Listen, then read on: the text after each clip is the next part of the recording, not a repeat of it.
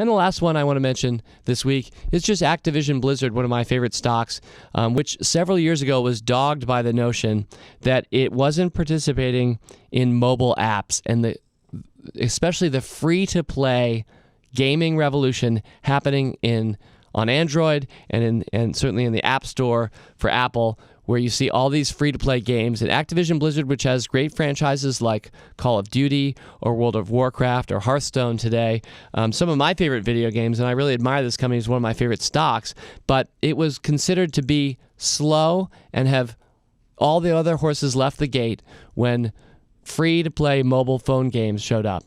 And Activision Blizzard, kind of as a stock, spun its wheels, just tread water there for a couple of years, while Zynga and a few others came public and achieved multi-billion-dollar valuations. But as a gamer myself, this is really one I can see through.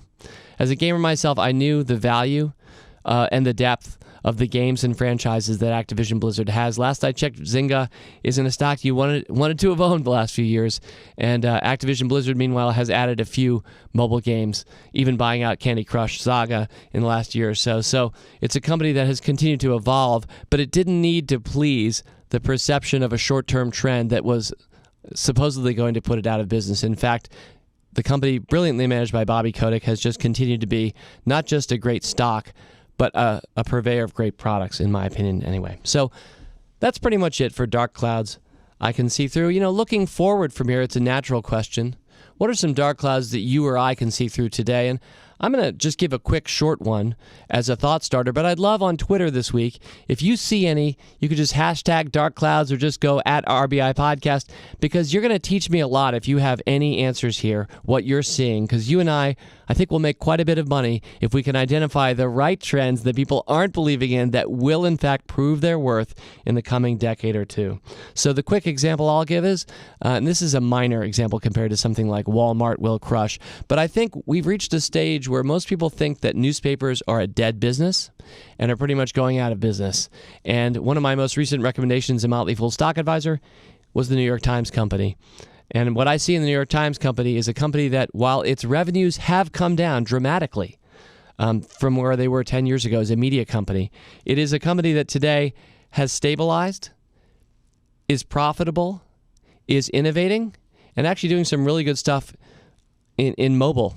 And in general, I think has really started to evolve and transition. So just as Jeff Bezos ended up, the founder of Amazon.com, ended up buying the Washington Post, seeing presumably some value there, you and I can be part owners of New York Times stock. I'm not suggesting you should.